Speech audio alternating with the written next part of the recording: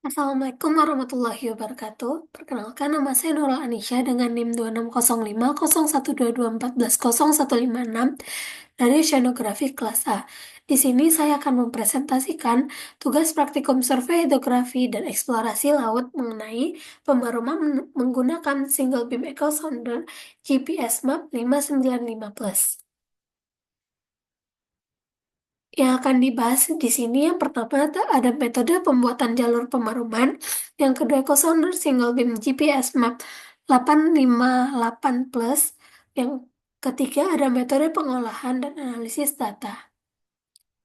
Yang pertama masuk kepada metode pembuatan jalur pemaruman, di mana kita akan membahas batimetri, hidrografi, survei hidrografi, dan teknik survei hidrografi.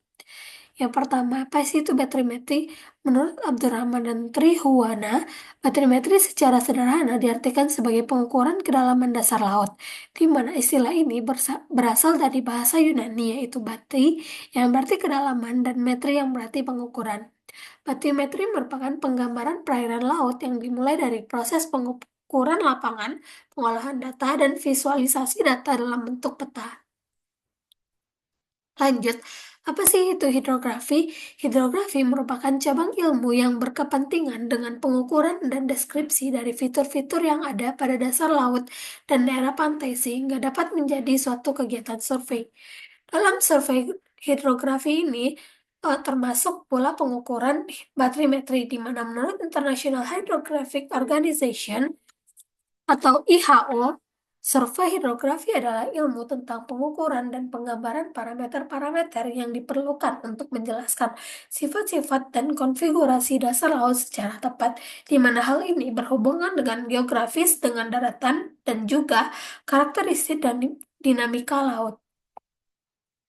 Kemudian masuk kepada klasifikasi survei hidrografi, di mana survei hidrografi itu memiliki tujuan untuk mengumpulkan data secara georeferensi yang berkaitan dengan konfigurasi garis pantai, seperti infrastruktur buatan untuk navigasi maritim, kedalaman di daerah pelayaran, termasuk semua potensi bahaya navigasi dan kegiatan laut lainnya, di mana hal ini juga termasuk dalam eksplorasi dan eksploitasi sumber daya kelautan secara perlindungan lingkungan dan pertahanan wilayah maritim.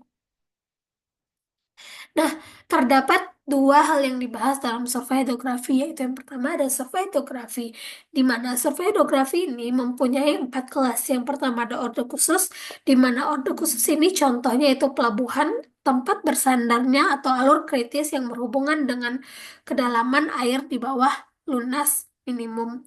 Kemudian ada orde satu, di mana contoh daerah surveinya ini ada pelabuhan, alur pendekatan pelabuhan, lintasan atau haluan yang dianjurkan, dan juga daerah-daerah pantai yang kedalamannya itu hingga 100 meter. Yang kedua ada orde 2, di mana area yang tidak disebutkan pada orde khusus dan orde satu, dan juga daerah dengan kedalaman 200 meter.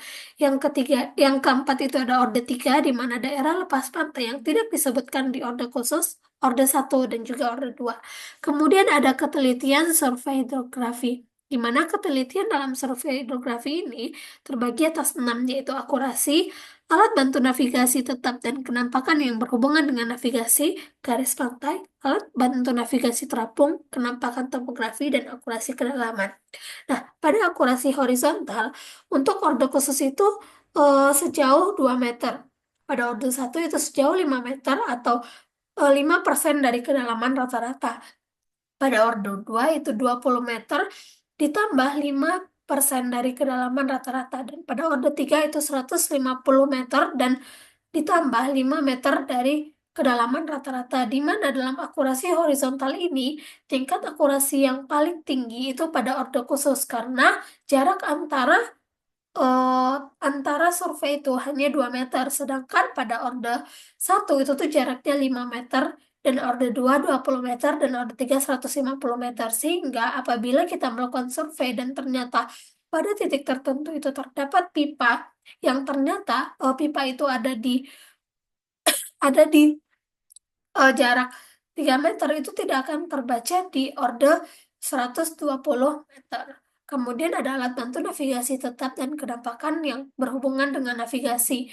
Pada orde khusus ini sejauh 2 meter, dan orde 1 juga 2 meter. Kemudian pada orde 2 dan orde 3 itu 5 meter. Kemudian ada garis pantai di mana kelasnya pada orde khusus itu 10 meter, sedangkan pada orde satu, orde 2 dan orde 3 itu sejauh 20 meter.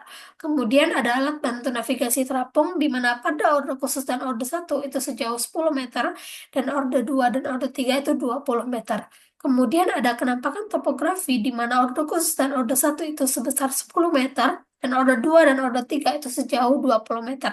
Kemudian pada akurasi kedalaman, pada orde khusus itu A sebesar 0,25 meter, B itu sebesar 0,0075. Pada orde satu A itu sebesar 0,5 meter, dan pada B itu 0,013. Pada orde 2 A itu sejauh 1 meter, dan B itu sebesar 0,023. Kemudian pada orde 3 A itu sebesar 1 meter, dan B itu 0,023. Oke, lanjut, kita lanjut kepada Echo Sounder Single Beam GPS Map 858 Plus. Apa sih Echo Sounder Single Beam itu? Jadi Echo Sounder Single Beam GPS Map 858 Plus adalah alat survei yang digunakan untuk mengukur kedalaman air dan mendeteksi objek di bawah air menggunakan teknologi gelombang akustik, di mana Echo Sounder ini dilengkapi dengan GPS dan peta bawaan yang memudahkan pengguna untuk memetakan lokasi serta kedalaman secara simultan. Alat ini juga sering digunakan dalam bidang hidrografi, navigasi, eksplorasi sumber daya laut, dan juga pemetaan batimetri.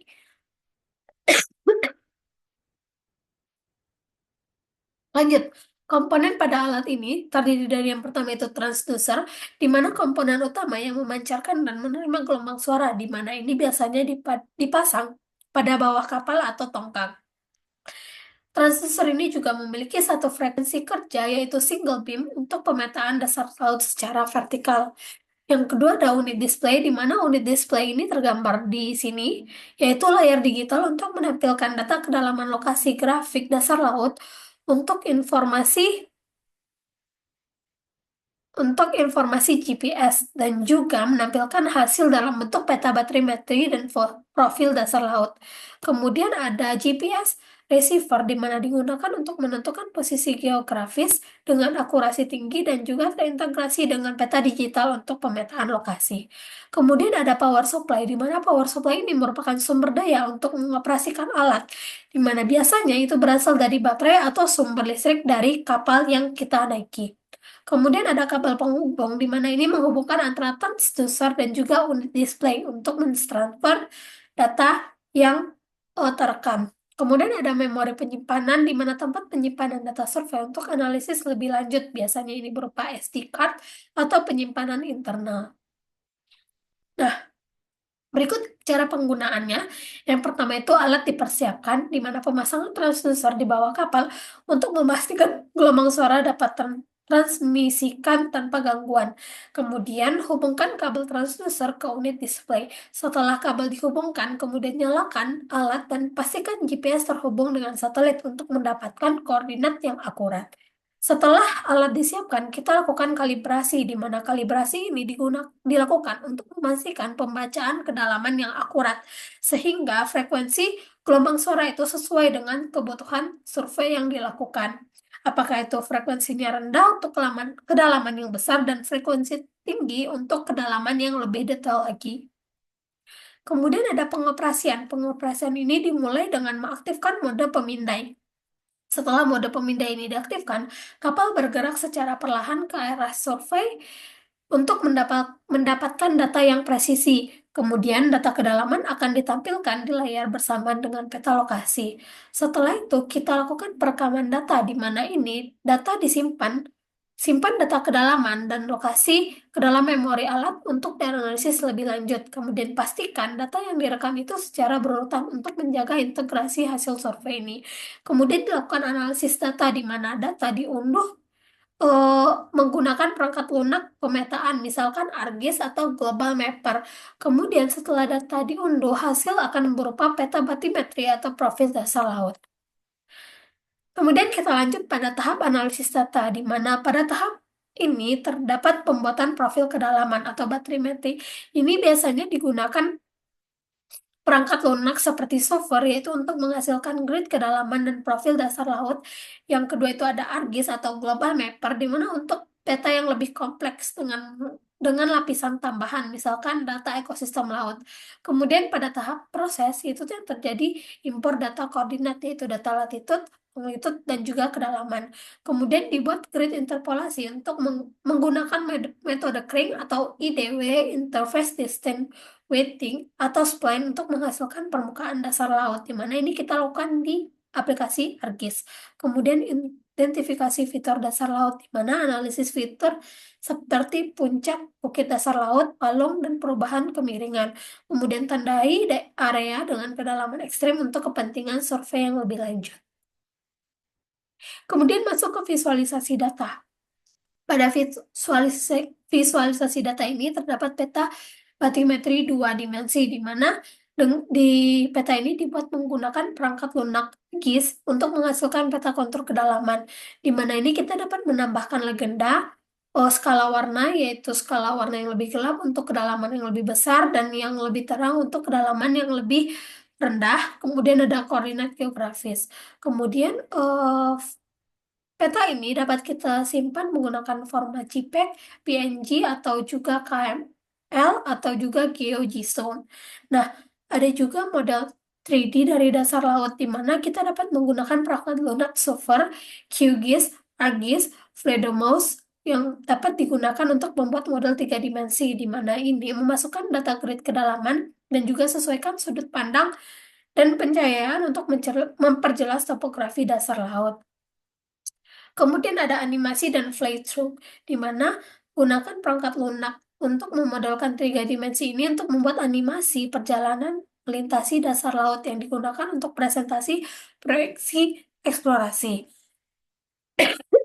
Nah, berikut ada kelebihan menggunakan Echo Sounder Single Beam 858 plus, di mana itu yang pertama ada portabilitas, di mana ini alat ini mudah dipasang dan digunakan di berbagai jenis kapal.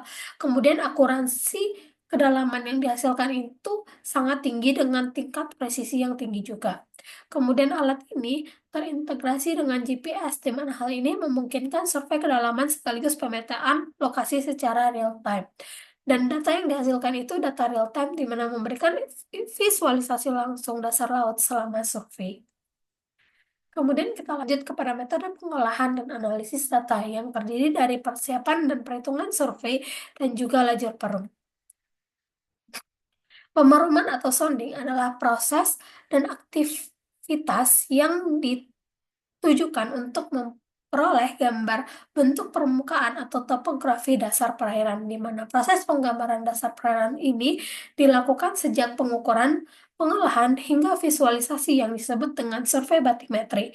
Kemudian ada lajur perum atau sounding line, di mana merupakan titik-titik pengukuran kedalaman yang berada pada lajur pengukuran kedalaman, di mana titik pengukuran kedalaman ini berada pada lajur-lajur pengukuran kedalaman. Pemrograman ini dilakukan dengan membuat profil atau potongan pengukuran kedalaman. Lajur perum ini dapat berbentuk garis-garis lurus, lingkaran-lingkaran konsentrik, atau lainnya sesuai dengan metode yang digunakan untuk membuat posisi titik-titik fix pemerumannya. Nah, lajur perum ini dapat dihitung dengan yang pertama kita itu menghitung interval, di mana rumusnya itu menggunakan perbandingan skala peta. Contohnya misalkan skalanya itu 1:50, maka intervalnya itu adalah 500 meter. Kemudian ada banyak interval, yaitu jarak dibagi interval, panjang lajur, yaitu banyak interval plus 1 dikali dengan panjang atau lebar. Kemudian ada total panjang jalur, itu dengan rumus vertikal ditambah horizontal. Kemudian ada panjang interval, di mana banyak interval dikali interval. Lalu ada total panjang jalur wilayah studi, yaitu total panjang ditambah total interval. Kemudian ada kebutuhan survei, di mana total panjang jalur wilayah studi dibagi dengan kecepatan kapal. Dan juga ada lama survei, yaitu kebutuhan survei dibagi waktu, dan total biaya survei atau biaya dikali kebutuhan. Nah, berikut merupakan contoh pembuatan lajur perum, di mana yang pertama kita akan melakukan perhitungan lajur perum terlebih dahulu, di mana kita akan menghitung banyak interval, yaitu interval vertikal sebanyak 17 dan juga interval horizontal sebanyak 4. Setelah kita lakukan perhitungan interval, kita lakukan perhitungan panjang jalur yang yang didapat, di mana panjang jalur vertikal itu sejauh 18 km dan juga panjang jalur horizontal itu 25 km. Lanjut, setelah itu kita lakukan perhitungan total panjang jalur, di mana total panjang jalur itu merupakan panjang jalur horizontal ditambah panjang jalur vertikal, yaitu yang didapat sebesar 43 km. Setelah itu kita lakukan perhitungan panjang interval, di mana panjang interval vertikal itu sejauh 5,1 km dan panjang interval horizontal itu 1,2 km. Setelah itu kita lanjut ke perhitungan total panjang interval, di mana total panjang interval ini didapatkan 6,3 km. Nah, setelah total panjang interval ini dapat, kita lakukan total panjang jalur wilayah studi, di mana rumusnya itu total panjang jalur ditambah total panjang interval, di mana hasilnya yaitu 49,3 km. Setelah itu kita lakukan perhitungan kebutuhan survei, di mana kebutuhan survei yang didapat itu 7,04 jam. Dan lama waktu survei yang dibutuhkan itu 4 hari dengan biaya survei itu 800.000. Kemudian kita lanjut ke tahap penentuan jalur parem, di mana eh, kita lakukan kita buka aplikasi Google Earth, lalu cari, karena kita ingin melakukan lajur parem di wilayah Volksea, maka kita akan cari wilayah Falkland Sea di Google Earth. Setelah itu kita cari lokasi pada daerah perairan yang tidak terhalang daratan. Eh, Kemudian lakukan pemberian garis dengan ruler sepanjang jarak sesuai dengan ketentuan.